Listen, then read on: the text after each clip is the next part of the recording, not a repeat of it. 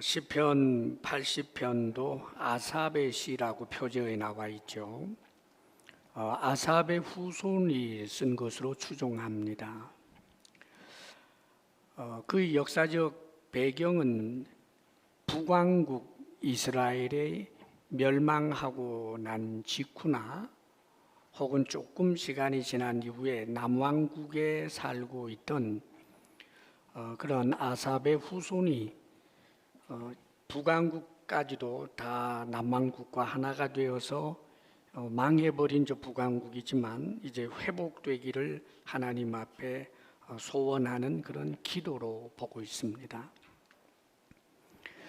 그러니까 이 아삽의 후손은 남왕국에 산다고 할지라도 형제 국가인 북왕국 이스라엘이 처참하게 멸망하는 것을 지켜본 것입니다. 얼마나 처참하게 망했는지, 보통 나라가 망해도 뭐 좀 식민지가 된다거나 그런 정도인데, 이건 그것이 아니라 아예 나라가 망한 다음에 모든 귀족들 전부 아수르로 다 포로로 잡아가 버리고, 그리고는 그 북왕국 땅에 아수르 제국 내에 있는 여러 이민족들에게 그곳에서 살도록 권했기 때문에 아예 그곳에 이민족들이 들어와 살면서 혼혈이 이루어지고, 그래서 하나님의 나라였다라고 하는 흔적조차 사라지게 하는 이제 그런 처참함을 경험하고 살펴보게 된 것입니다. 오늘 설교 제목이 우리가 구원을 얻게 하소서. 이 아삽의 자손이 하나님 앞에 한 기도의 가장 중심 내용입니다. 구원을 얻게 하소서. 이것이 한 4번 정도 반복이 됩니다. 우리로 구원을 얻게 해 주십시오, 하나님. 왜 구원을 얻게 해달라고 기도할까? 구원을 얻어야 할 처참한 상황이기 때문이지요. 자신의 힘으로는, 자기들이 가진 능력으로는 이 비참함에서 도저히 벗어날 수 없기에 하나님의 은혜를 구하고 있는 것입니다. 회복시켜 주시고 구원하여 주십시오. 비참하기 때문에 하는 기도입니다. 자, 하나님의 백성인데 하나님의 백성이라고 자처하며 살았습니다. 이스라엘도, 북왕국 이스라엘도. 그런데 이 하나님의 백성이라고 하는 이들이 왜 이렇게 비참하게 굴러떨어지고 또 그 비참함에서 어떻게 하면 구원을 얻을 수 있게 되는지에 대한 교훈을 오늘 성경은 우리에게 말씀해 줍니다. 1절 상반절에 보면 이렇게 기록되어 있습니다. 요셉을 양떼같이 인도하시는 이스라엘의 목자여. 지금 이 기도자는 하나님을 향해 목자라고, 이스라엘의 목자여 라고 부르짖고 있습니다. 이스라엘 백성들은 양이고 하나님은 목자라고 하는 고백으로 그렇게 하나님을 부르고 있습니다, 여러분. 하나님이 목자라면 그 목자이신 하나님은 전지전능하신 하나님이시기 때문에 하나님이 인도하시는 그 양들이 비참해질 리가 없지 않겠습니까, 여러분? 하나님이 목자가 되어서 돌보는 양이 배고파 죽겠습니까? 아니면 다른 들짐승에게 보호받지 못해서 뜯어먹히는 일이 있겠습니까? 성실한 사람 목자라고 할지라도 양을 잘 돌보는데 하물며 하나님이 정말 이스라엘 백성을 성실한 목자가 되어서 돌보신다고 할 때 비참해질 수가 없는데, 그런데 어떻게 이스라엘 백성들이 그렇게 비참하게 되었을까? 우리는 여기서 암시되는 것을 한 가지 발견하게 됩니다. 분명히 하나님은 목자신데 이스라엘 백성들은 이 목자이신 하나님의 인도를 따르지 않고 자신들 뜻대로 자기 소견에 좋은 대로 흩어졌기 때문에, 그 인도를 거부했기 때문에 비참해졌다라고 하는 것을 우리는 깨달을 수 있습니다. 하나님과 하나님의 백성과의 관계를 특별히 목자와 양으로 묘사하는 데는 중요한 의미가 있습니다. 원래 이 양, 집에서 기르는 양이라고 할 때 이 양은 목자 없이는 생존이 아예 불가능한 동물입니다. 근시안이어서 가까이 있는 것만 보고 멀리 보지 못할 뿐더러 방향 감각이 아주 뒤떨어져서 자기 힘으로는 길을 기억해서 되돌아올 줄도 모르는, 그러면서도 자기를 방어할 만한 덩치가 있는 것도 아니고 또 발톱이나 이빨이 있는 것도 아니어서 들짐승이 달려들면 꼼짝없이 당할 수밖에 없는 아주 약한 동물이고, 그런데도 고집은 무지하게 센 동물이 이 양이라고 그럽니다. 사랑하는 여러분, 양이 자기 눈에 좋은 대로 풀을 쫓아가고 자기 눈에 좋은 대로 계속해서 이 물을 쫓아가서 목자의 인도를 받지 않게 되면 잠시 그 풀을 보면서 내가 잘했다고 생각을 할 수 있고, 잠시 물을 마시면서 내가 잘했다고 생각할 수는 있지만, 그러나 그 미래는 어떻게 되겠습니까? 결국은 들짐승에게 찢어 발기워 먹힐 수밖에 없는 거예요. 다시 말하면 양이 목자이신 하나님의 인도를 받지 아니하면 그 결과가 1 더하기 1은 2라고 하는 공식처럼 비참이라고 하는 결과에 다다르게 된다는 말입니다. 이스라엘 백성들이 왜 비참해졌는가? 목자이신 하나님을 거절했기 때문입니다. 그래서 예레미야 50장 17절에는 이 예레미야 선지자를 통해서 하나님께서 이렇게 말씀하십니다. 이스라엘은 흩어진 양이다. 사자들이 그를 따르도다. 처음에는 아수르 왕이 먹었고 다음에는 바벨론의 느부갓네살 왕이 그의 뼈를 꺾도다 라고 말씀하십니다. 이스라엘은 양이긴 양인데 흩어진 양이라는 거예요.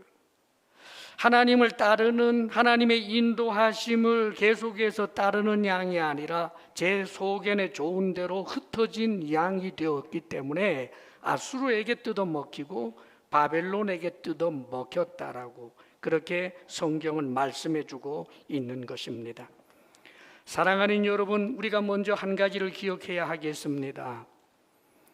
목자이신 하나님을 따르지 아니할 때 그 결과는 비참할 수밖에 없다는 것이고, 지금 당장 내 눈앞에 풍성한 풀이 있고 맑은 시냇물이 있다고 할지라도 거기에 목자가 없다면은, 그 목자의 인도를 받지 못한다면 결과적으로 가장 비참한 존재가 될 수밖에 없다는 것을 알아야 합니다. 어떤 경우에도 목자 되신 하나님을 따르는 우리들이 되어야 하는 거지요. 그 다음에 계속해서 1절 후반절을 보게 되면 이렇게 기록해 줍니다. 하나님을 역시 부를 때 목자라고 불렀던 이 시편 기자가 이번에는 그룹 사이에 좌정하신 이여 라고 부르짖습니다.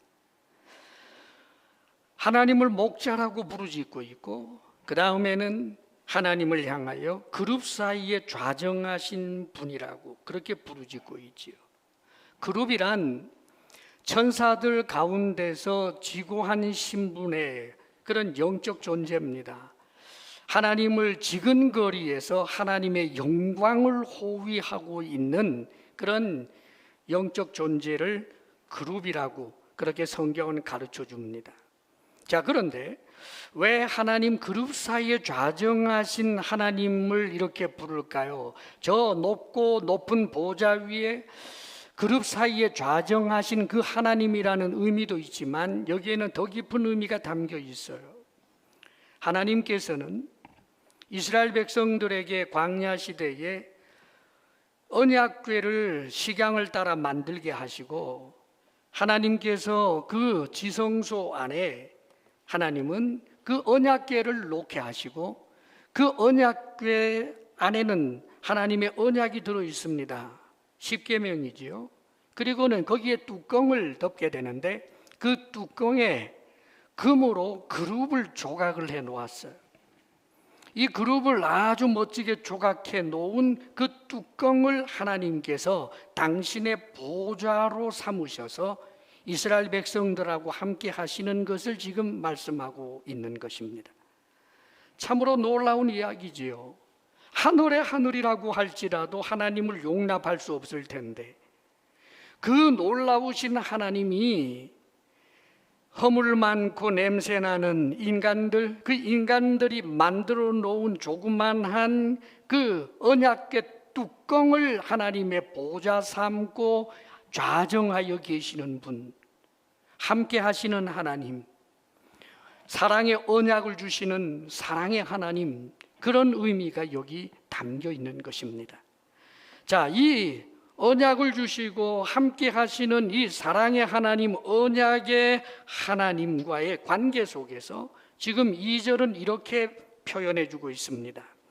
에브라임과 베냐민과 므낫세의 앞에서 우리 주의 능력을 나타내사 우리를 구원하러 오소서. 여기 에브라임과 베냐민, 므낫세를 이야기해요.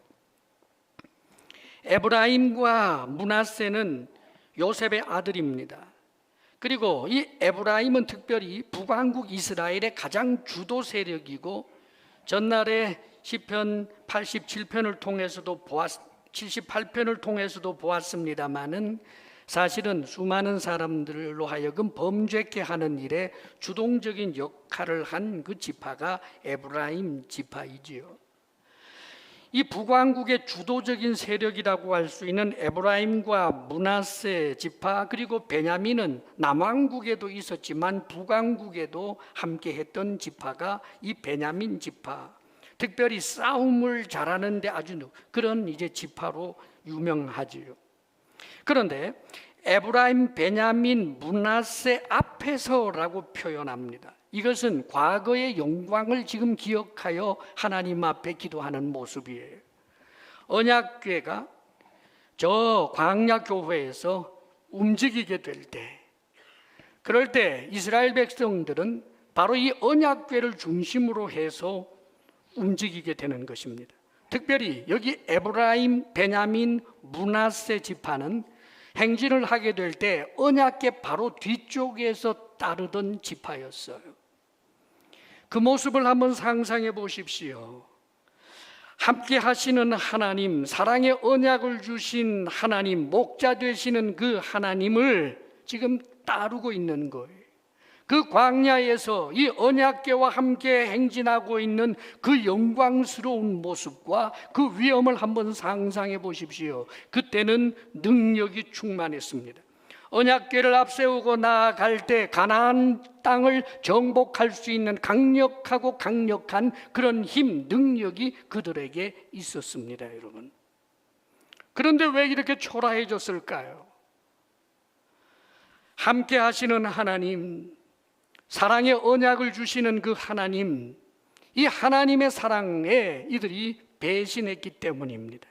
하나님께서는 사랑의 언약을 주셨고 함께 하셨지만 사실 이들은 특별히 여기 거론되고 있는 에브라임 지파를 중심으로 한 북왕국 이스라엘 사람들이 하나님의 사랑에 대하여 바르게 응답하지 못하고 하나님의 그 사랑의 언약을 쓰레기통에 처박는 것처럼 그렇게 사랑의 배신자들이 되었기 때문에 결국은 비참하게 되었다라고 하는 것을 암시해 주고 있는 내용입니다.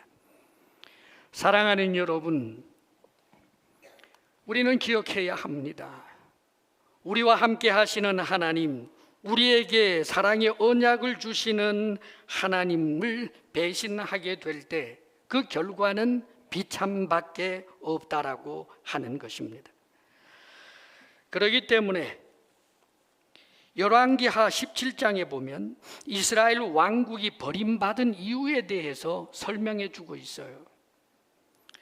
열왕기하 17장에 그 내용들이 쭉 나오고 있는데 북왕국 이스라엘이 멸망하고 난 다음에 이들이 그렇게 멸망할 수밖에 없었다라고 하는 이유가 한마디로 요약하면 영적 간음이에요. 하나님의 사랑을 배신한 거지요. 하나님이 아닌 우상을 경외하고 다른 신을 섬깁니다.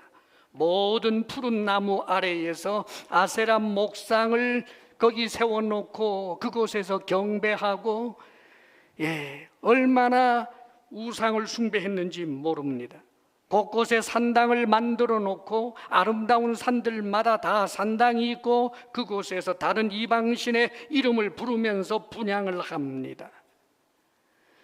하나님께서 선지자를 보내주시고 선견자를 보내주셔서 하나님의 그 사랑의 언약을 다시 한번 생각나도록 계속하여 그 언약을 확인시켜 주었지만, 그러나 이들은 선지자들의 전하는 말씀, 선견자들의 말씀에 전혀 귀 기울이지 않았습니다. 사랑하는 여러분, 하나님을 하나님께서 많이 사랑하시지만 그 사랑에 응답하지 아니하는 이들을 향하여 질투하시는 하나님의 분노가 이들로 하여금 비참으로 굴러떨어지게 했다는 것을 기억해야 합니다.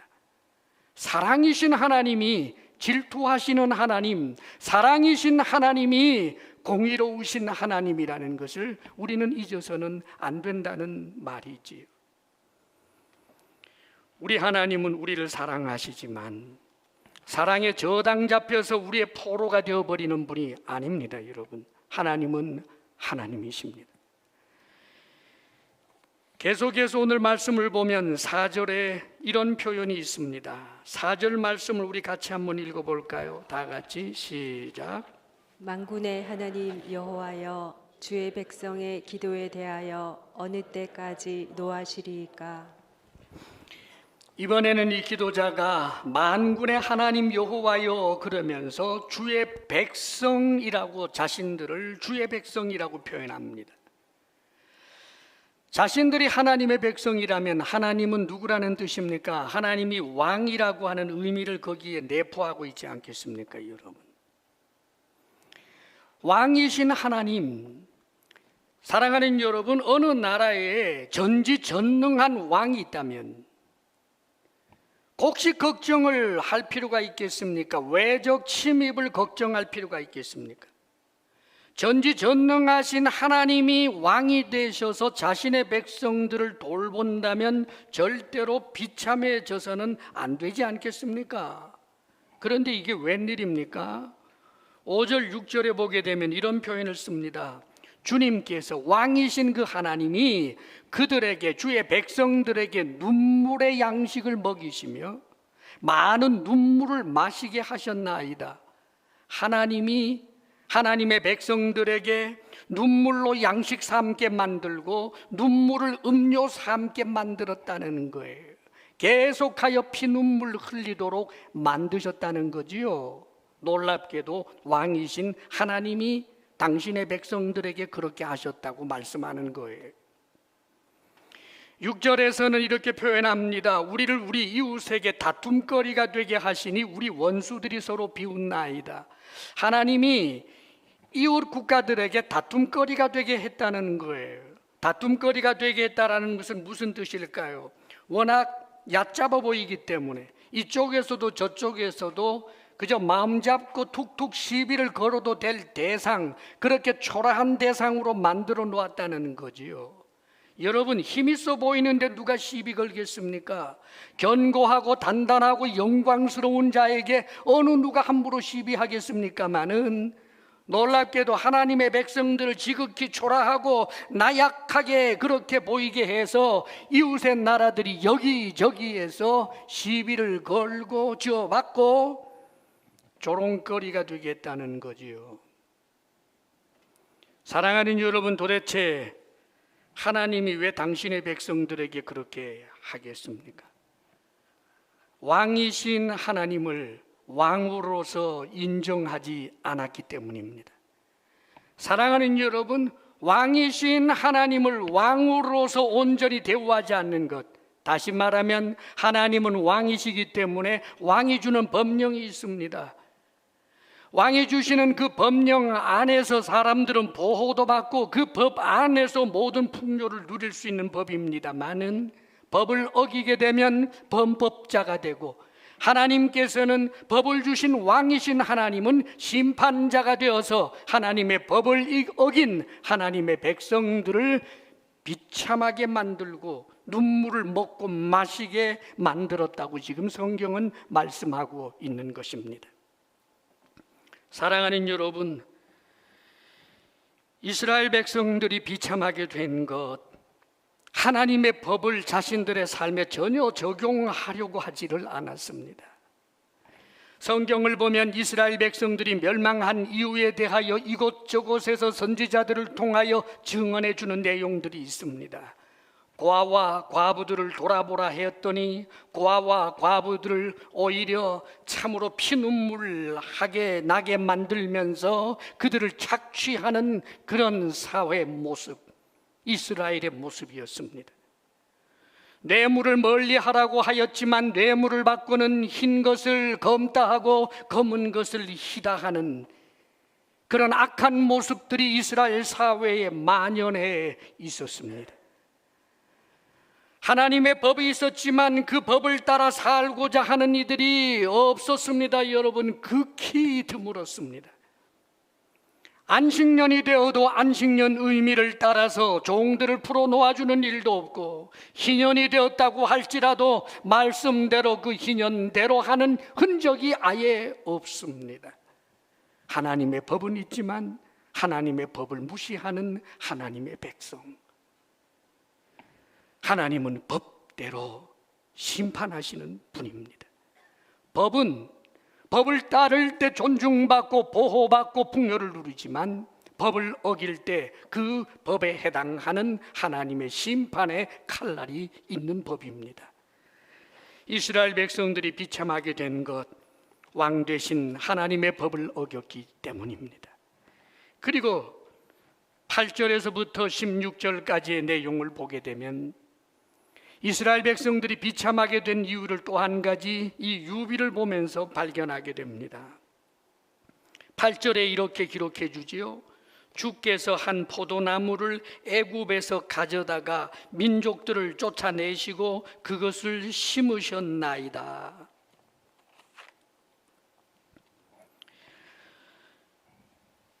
출애굽 사건을 지금 말씀하고 있는 거예요. 저 이집트에 있는 작은 포도나무 하나를 하나님께서 옮겼어요. 어디로? 가나안 땅에다가 말입니다. 출애굽 사건을 이야기하고 있지 않습니까? 그래서 가나안 땅에다가 옮겨 심어놓고 그 연약한 포도나무가 잘 자랄 수 있도록 9절에 보면 가꾸셨다라고 표현해 줍니다. 잘 가꾸어 줬습니다. 그랬더니 9절에서부터 11절까지 그 결과들이 어떻습니까? 그 뿌리가 깊이 박혀서 땅에 가득하며 그 그늘이 산들을 가리고 그 가지는 하나님의 백향목 같으며 그 가지가 바닥까지 뻗고 넝쿨이 강까지 미쳤거늘. 사랑하는 여러분, 이집트에 있었던 초라한 포도나무, 노예로 살던 이스라엘 민족을 하나님께서 가나안 땅에 옮겨 심어줬습니다. 그리고는 잘 가꾸어 줬습니다. 그랬더니 이 연약한 포도나무가 점점점 강력하게 자라나는 거예요. 다윗 시절에, 솔로몬 시절에 얼마나 강력한 나라를 이룹니까? 주변의 나라들이 두려워할 만한 그런 멋지고 강한 나라로 하나님께서 세워 놓으신 거예요. 그런데 이게 웬일입니까? 12절에 이런 탄식이 나오는 거예요. 주께서 어찌하여 그 담을 허시사 길을 지나는 모든 이들이 그것을 따게 하셨나이까? 숲속의 멧돼지들이 상해하며 들짐승들이 먹게 되었습니다. 어찌하여 하나님이 그러셨습니까? 라고 그렇게 탄식하며 하나님 앞에 부르셨습니다. 하나님이 옮겨 심어놓고 하나님이 자라나게 하시고 하나님이 그렇게 잘 가꾸어 주셨는데 왜 담장을 허물어서 지나가는 사람들이 그 포도 열매들을 막 따먹어 버리고 멧돼지들이 들어와서 먹고 들짐승들이 그렇게 뜯어먹도록 하셨느냐라고 그렇게 하나님 앞에 부르짖는 모습이지요. 왜 그러셨겠습니까, 여러분?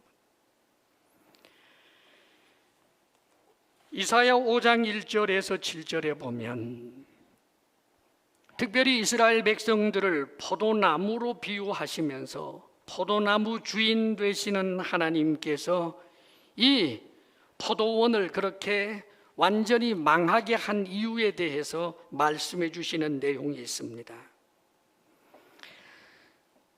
나는 내가 사랑하는 자를 위하여 노래하되 내가 사랑하는 자의 포도원을 노래하리라. 포도원 노래입니다.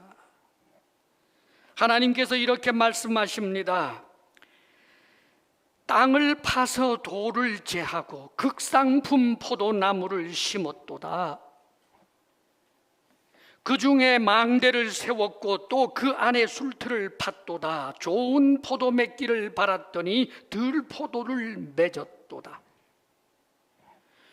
예루살렘 주민과 유다 사람들아, 너희들이 나와 함께 이야기를 한번 해보자, 판단해보자 그러면서 하나님께서는 5절 이하에 이렇게 말씀합니다. 이제 내가 내 포도원에 어떻게 행할지를 너희에게 이르리라. 내가 그 울타리를 걷어 먹힘을 당하게 하며 그 담을 헐어 짓밟히게 할 것이요 내가 그것을 황폐하게 하리니 다시는 가지를 자름이나 북을 돋우지 못하여 찔레와 가시가 날 것이며 내가 또 구름에게 명하여 그 위에 비를 내리지 못하게 하리라.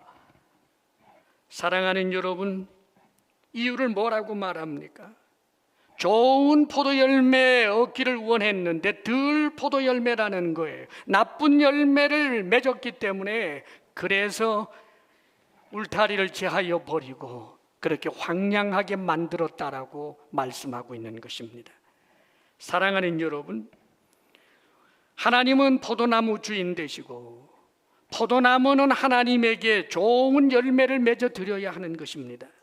그런데 좋은 열매를 맺지 못하고 나쁜 열매를 맺게 될 때 가차없이 그 나쁜 열매를 맺은 포도나무를 멧돼지에게 주고 들짐승에게 주고 지나가는 사람들이 마음껏 따먹도록 해버렸다는 사실을 잊어서는 안 됩니다.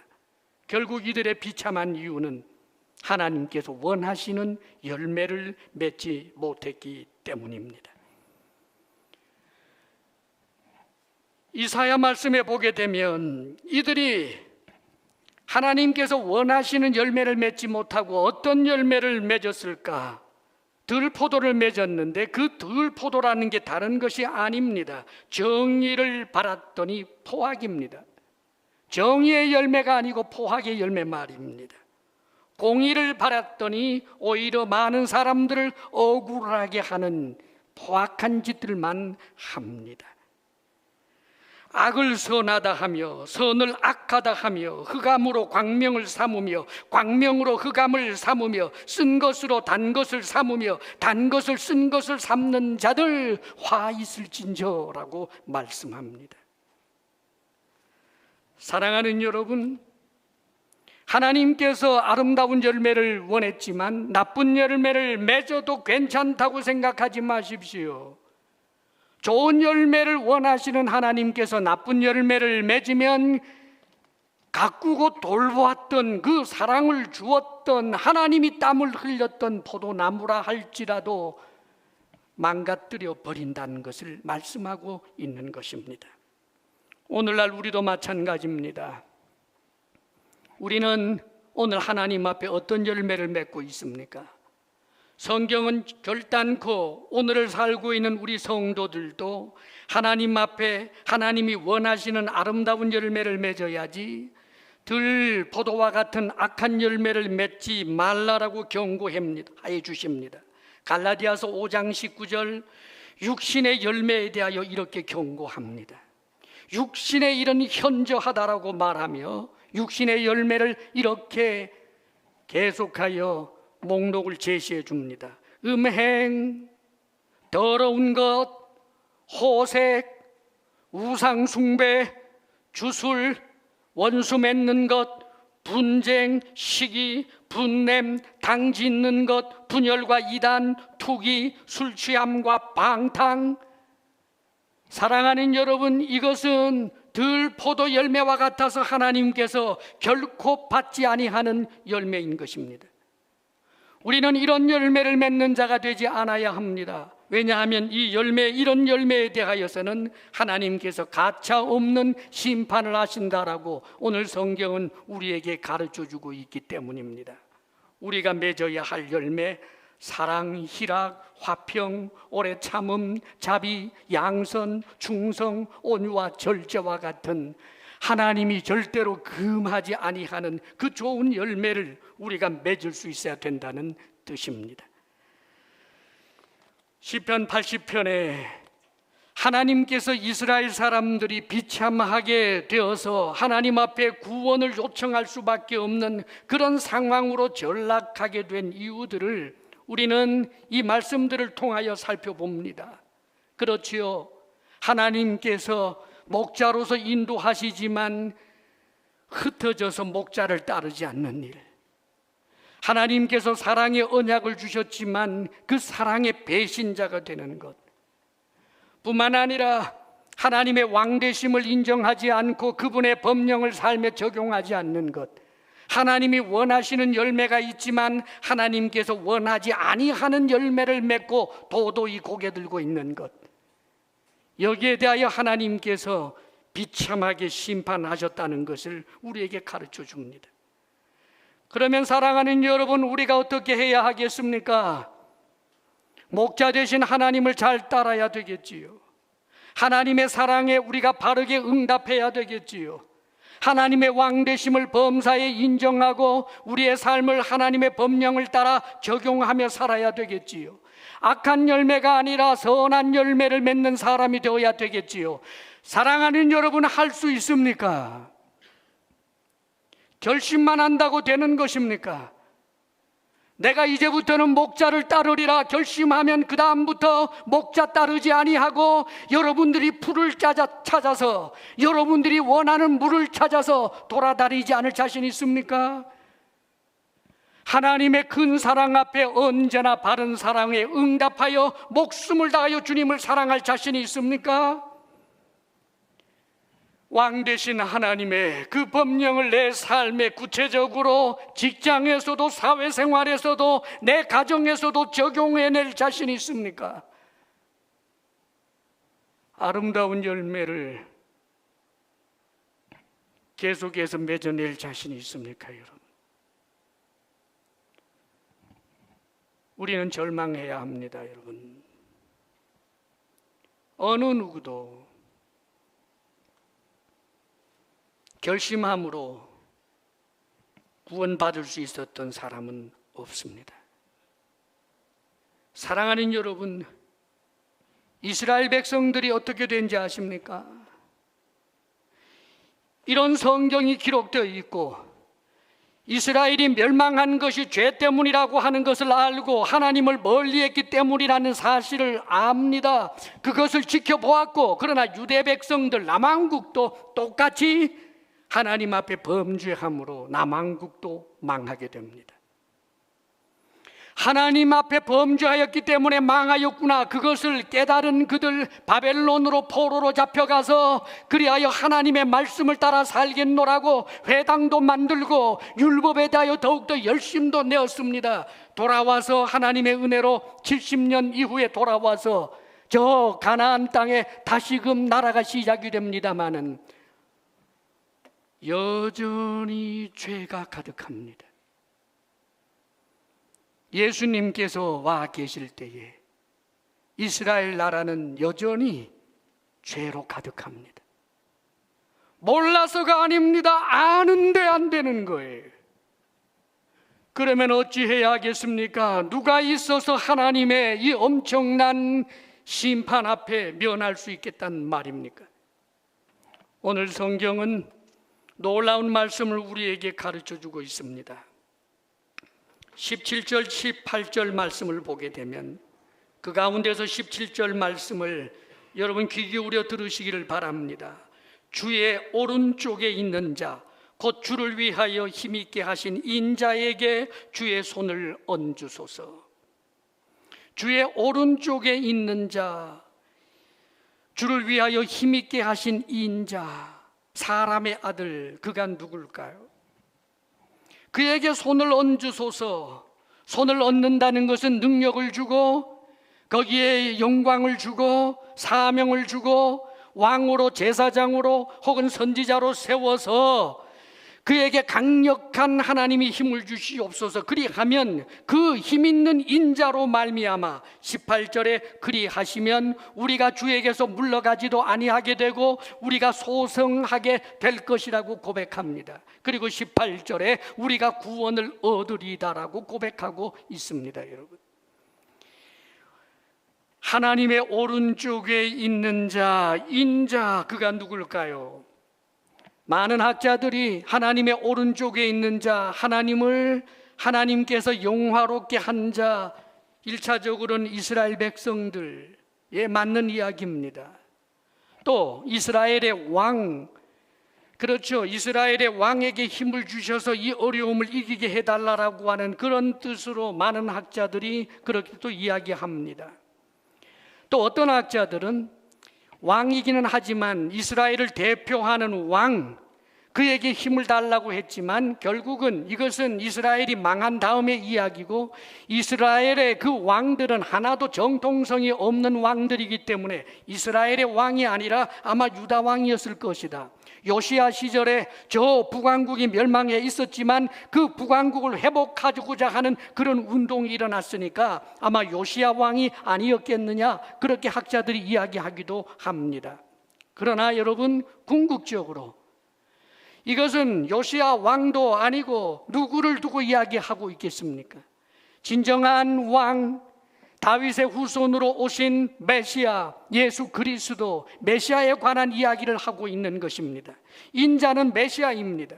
이 메시아를 통하여 우리를 구원해 달라고 하는 거지요. 그 메시아에게 능력을 주셔서 우리를 구원하여 달라고 하는 그런 이야기가 오늘 성경에 우리에게 주어지고 있는 것입니다. 실제로 구약 성경에 보면 인자라고 하는 이 말은 사람의 아들이라고 하는 뜻으로만 쓰이는 것이 아니라 메시아에 대하여 쓰여지는 단어가 인자라고 하는 단어였습니다. 그렇기 때문에 다니엘 7장에 보게 되면 다니엘이 환상 중에 이런 것을 보게 됩니다. 내가 또 밤 환상 중에 보니 인자 같은 이가 하늘 구름을 타고 와서 옛적부터 항상 계신 이에게 나아가 그 앞으로 인도되었다.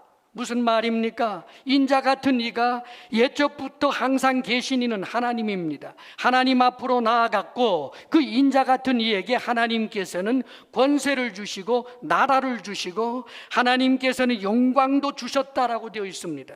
그리고 그 인자 같은 이가 받은 그 권세는 영원한 권세이고 인자 같은 이가 받은 그 나라는 영원히 멸망하지 아니하는 나라다라고 그렇게 말씀해 주고 있습니다. 사랑하는 여러분, 이 인자, 메시아를 두고 하는 말입니다. 예수님께서 이 땅에 계실 때 예수님은 당신 자신을 인자라고 많이 했습니다. 무슨 말이죠? 저 구약 성경에 메시아로 예언되어 있던 인자가 바로 나다, 내가 메시아다라고 하는 당신 자신의 증언이었던 것입니다. 인자는 머리 둘 것이 없구나. 인자가 아버지의 영광으로 거룩한 천사들과 함께 올 때 사람들이 행한 대로 갚으리라.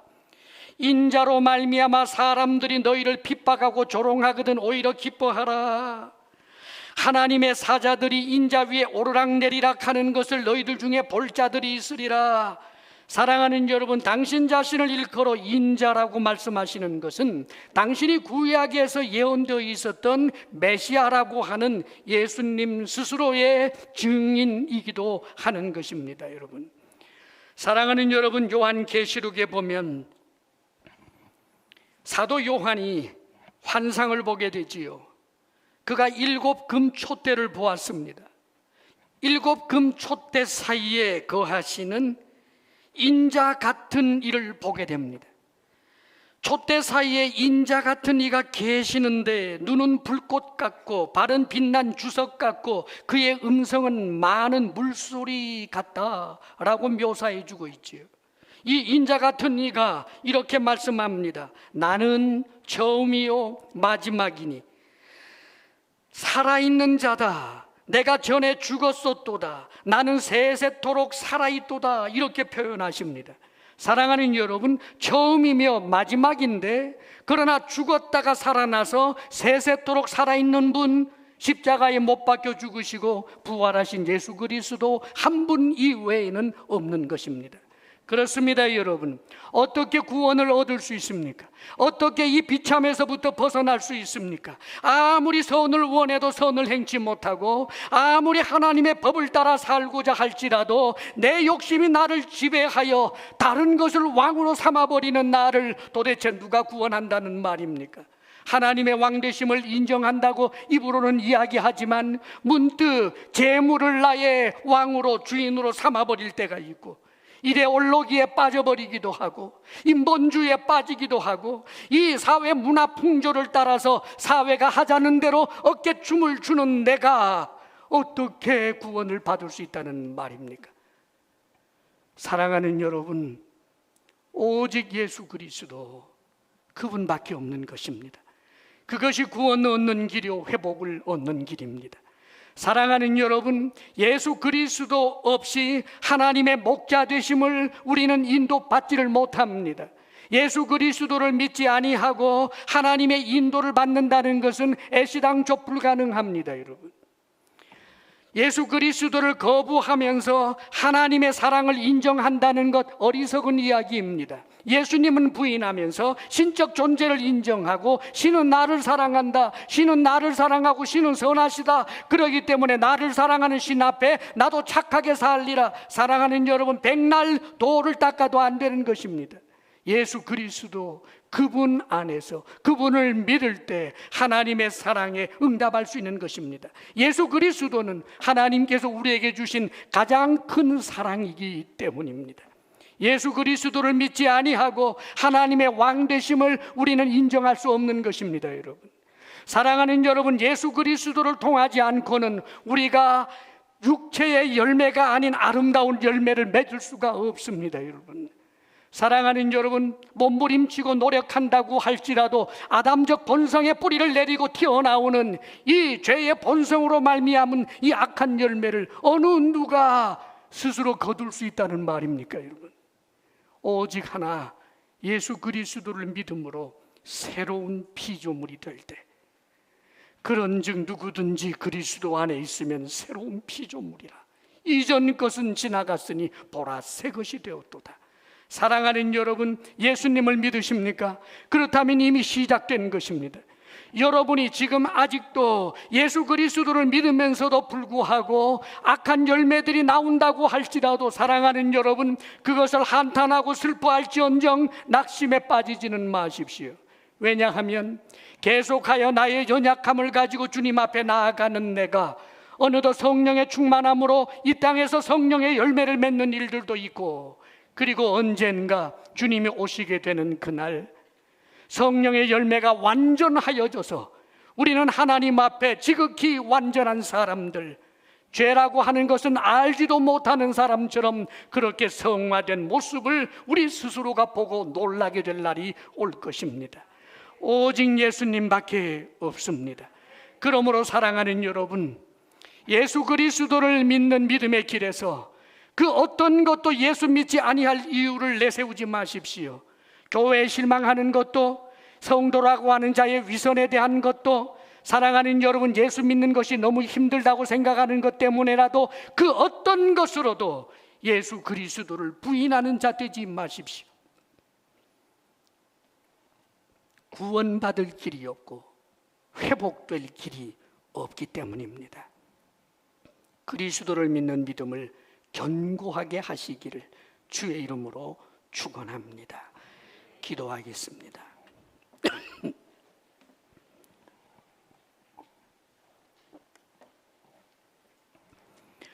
사랑하시는 아버지요,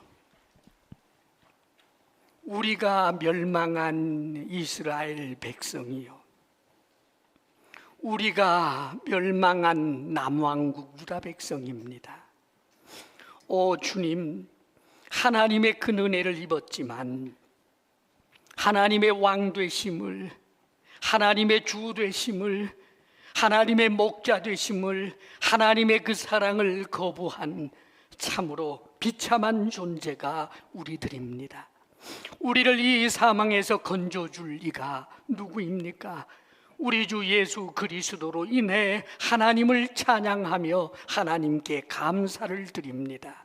사랑이신 아버지 하나님, 성령으로 말미암아 예수 그리스도를 믿는 믿음의 사람들에게 영원한 구원을 주시는 것을 소망하고, 나 자신에게 스스로 실망하는 이가 언젠가 큰 기쁨 가운데 하나님 앞에 설 것을 소망하여 오늘도 믿음으로 달려나가는 하나님의 사람들 우리들이 되게 하여 주시옵소서. 오 주여, 우리의 믿음을 견고하게 하옵소서. 예수님 이름으로 기도합니다.